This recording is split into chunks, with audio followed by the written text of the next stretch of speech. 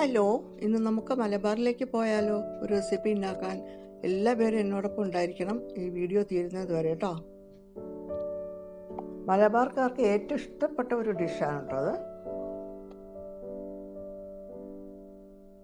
ഇന്ന് ഞാൻ സ്പെഷ്യൽ കലത്തപ്പമാണ് ഉണ്ടാക്കാൻ പോകുന്നത്. ഓക്കെ, അപ്പോൾ ഇതെല്ലാവരും ഒന്ന് വാച്ച് ചെയ്തോളൂ എങ്ങനെ ഉണ്ടാക്കുന്നതെന്ന്. ഒപ്പം എൻ്റെ വീഡിയോ ലൈക്കും ഷെയറും ഒക്കെ ചെയ്യണം. ചാനൽ സബ്സ്ക്രൈബും ചെയ്യണേ, മറക്കരുത്. ആദ്യം നമുക്ക് മിക്സിയിൽ ഒരു ജാറെടുത്തിട്ട് 1/2 കപ്പ് തേങ്ങ തിരുമ്മിയത് ചേർക്കാം. അതിലേക്കൊരു 1/4 ടീസ്പൂൺ ജീരകം ചേർക്കാം. എന്നിട്ട് അതിലേക്ക് ഒരു 5-6 ഏലക്ക പൊട്ടിച്ചെടുത്താണ് ചേർക്കുവാണ്. ഇനി നമുക്ക് ഒരു 1/4 കപ്പ് വെള്ളം ഒഴിച്ചിട്ട് നല്ലതുപോലെ അരച്ചെടുക്കാം ഇതൊന്ന്. ഇനി നമുക്കതിലേക്ക് 1 കപ്പ് അരിപ്പൊടി ചേർക്കാം. ഇത് ഇടിയപ്പത്തിൻ്റെയോ പത്തിരിയുടെയോ അരിപ്പൊടി ആയിരിക്കണം. ഇത് ഞാൻ വീട്ടിൽ തന്നെയാണ് സ്വയം പൊടിച്ചുണ്ടാക്കിയതാണ് കേട്ടോ. നല്ലതുമാതിരി ഒന്ന് മിക്സ് ചെയ്യാം. പിന്നീട് അതിലേക്ക് ഒരു കപ്പ് വെള്ളം ഒഴിച്ചിട്ട് നല്ലതുമാതിരി ഒന്ന് ഇളക്കണം കേട്ടോ. നല്ലവണ്ണം ഇളക്കുക. ഇതിന് കലത്തപ്പം എന്നും പറയും, കറുത്തപ്പം എന്നും പറയും, പിന്നെ കുക്കറപ്പം എന്നും പറയും. ഇപ്പോൾ ആരുടെ കയ്യിലും കലമൊന്നും ഇല്ലാത്തതുകൊണ്ട് പ്രഷർ കുക്കറിലാണ് ഉണ്ടാക്കുന്നത്. ഞാനും പ്രഷർ കുക്കറിലാണ് ഉണ്ടാക്കുന്നത്. അതുകൊണ്ട് തന്നെ കുക്കറപ്പം എന്നാണ് ഇപ്പോൾ എല്ലാവരും വിശേഷിപ്പിക്കുന്നത്. ഇനി ഇതൊന്ന് 1/2 മിനിറ്റ് നല്ലമാതിരി ബ്ലെൻഡ് ചെയ്യാം. ബ്ലെൻഡ് ചെയ്തെടുത്ത് കഴിഞ്ഞു. ദോശമാവിനേക്കാൾ ഇച്ചിരി കൂടി ലൂസായിരിക്കണം മാവ്. ഇതിനെ നമുക്ക് മറ്റൊരു ബൗളിലേക്ക് മാറ്റാം. ഇതൊന്ന് മാറ്റി വെച്ചിട്ട് നമുക്ക് അടുത്ത സ്റ്റെപ്പിലേക്ക് കടക്കാം. ഇതിന് മധുരം വേണ്ടേ, അപ്പോൾ ഇത്തിരി ശർക്കര വേണം. ഒരു 1/4 കപ്പ് ശർക്കര ഞാൻ എടുത്തിട്ട് ചീനിച്ചട്ടിയിൽ എടുക്കുന്നുണ്ട്. അതിലേക്ക് ഒരു 1/2 കപ്പ് വെള്ളം ചേർത്തിട്ട് നമുക്കൊന്ന് അലിയിച്ചെടുക്കണം കേട്ടോ. ശർക്കര വെറുതെ ഒന്ന് അലിയിക്കുകയും ചെയ്യാവൂ, അത് പാവ് ആക്കരുത്. അതുകൊണ്ട് ലോ ഫ്ലെയിമിൽ ചെയ്യണം. ശർക്കര അലിയുന്നതിന് ഇടയ്ക്ക് ഞാനൊരു 3 ലിറ്ററിൻ്റെ കുക്കർ എടുത്തിട്ടുണ്ട്. 3 ലിറ്റർ കുക്കറിൻ്റെ അളവിനാണ് ഞാൻ അരിപ്പൊടി എടുത്തിട്ടുള്ളത്. ആദ്യം 1 ടേബിൾ സ്പൂൺ വെളിച്ചെണ്ണ ഒഴിക്കുക. ഒരു 1/2 ടീസ്പൂൺ നെയ്യും കൂടി ചേർത്തോളൂ കേട്ടോ. ഒത്തിരി നല്ല ടേസ്റ്റ് ആയിരിക്കും. ഒരു 1/4 കപ്പ് കൊച്ചുള്ളി അരിഞ്ഞത്, അല്ലെങ്കിൽ സവാള എടുക്കാം. കൊച്ചുള്ളി ഇല്ലെങ്കിൽ സവാള എടുക്കാം. 1/4 കപ്പ് തേങ്ങ കൊത്തി അരിഞ്ഞും കൂടി എടുക്കുന്നുണ്ട്. നല്ലതുമാതിരി ഒന്ന് സോട്ട് ചെയ്യാതെ വഴറ്റിയെടുക്കുക. നമ്മൾ ഇത്രയും ചെയ്തപ്പോഴത്തേക്കും ശർക്കര നല്ലതുമാതിരി അലിഞ്ഞിട്ട് തിളച്ച് വന്നിട്ടുണ്ട്. ഇനി നമുക്ക് അടുത്തത് എന്താണെന്ന് നോക്കാം. തിളച്ച് കഴിയുമ്പോൾ ഫ്ലെയിം അങ്ങ് ഓഫ് ചെയ്യുക. ഇനിയുള്ള കാര്യങ്ങൾ ഇച്ചിരി എളുപ്പത്തിൽ ചെയ്യണം, വെയിറ്റ് ചെയ്യാൻ പാടില്ല. മാവിൻ്റെ തിക്നെസ് ഇത്രയും ആയിരിക്കണം. ബാറ്ററിൻ്റെ തിക്നെസ് ഇങ്ങനെ ആയിരിക്കണം. നല്ല ചൂടോടെ തന്നെ ശർക്കര അലിയിച്ചതും കൂടെ ആ മാവിനോട് ചേർത്തിട്ട് നല്ലമാതിരി ഇളക്കുക. ഉടനെ ഇളക്കണം കേട്ടോ, വച്ചേക്കരുത്.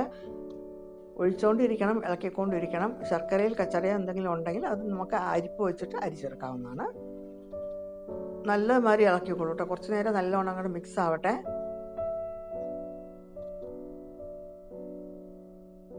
ഉടനെ ഇളക്കിയില്ലെങ്കിലുണ്ടല്ലോ അത് കട്ടി പിടിക്കും. നല്ല തിളച്ച ശർക്കരയില്ല, അതുകൊണ്ടാണ് എളുപ്പത്തിലാക്കി ഇളക്കണം എന്ന് പറയുന്നത് തന്നെ.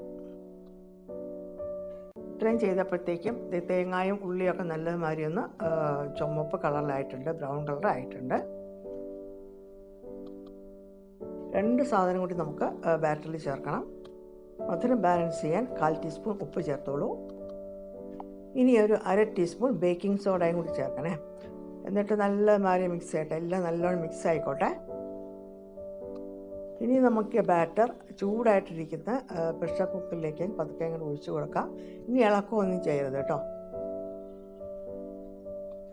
1 മിനിറ്റ് നേരം ഇങ്ങനെ ചൂടാക്കുക. ഹൈ ഫ്ലെയിമിൽ വെച്ചിട്ടൊന്ന് ചൂടാക്കുക. കണ്ണൂർ തലശ്ശേരിക്കാരുടെ ഒരു പ്രിയപ്പെട്ട റെസിപ്പിയാണ് കേട്ടോ അത്. നമുക്കും എന്താ ഒന്ന് കഴിച്ചൂടെ ഉണ്ടാക്കി.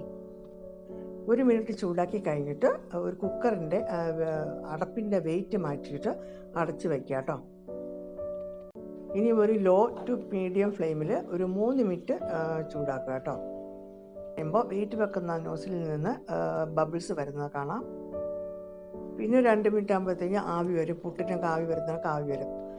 ആവി വരുന്നത് കാണാൻ വയ്യാത്തതുകൊണ്ട് ഞാൻ കൈ വെച്ച് നോക്കിയതാണ്. കുക്കർ മാറ്റി വെച്ചിട്ട് 10 മിനിറ്റ് തുറക്കാതിരിക്കുക.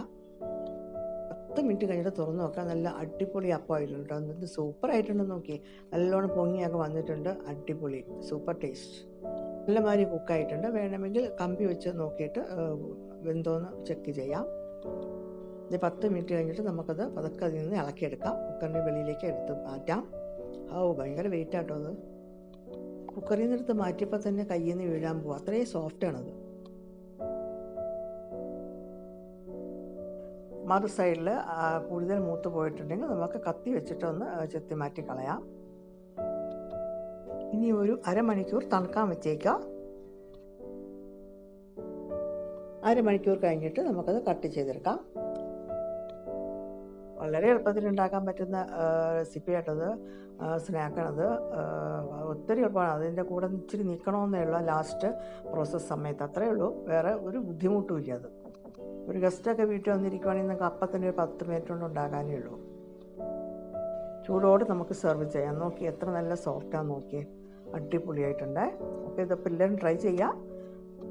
കമൻസും ഒക്കെ എഴുതി അയക്കണം കേട്ടോ. എൻ്റെ ചാനൽ സബ്സ്ക്രൈബ് ചെയ്യാൻ മറക്കല്ലേ. Okay, by.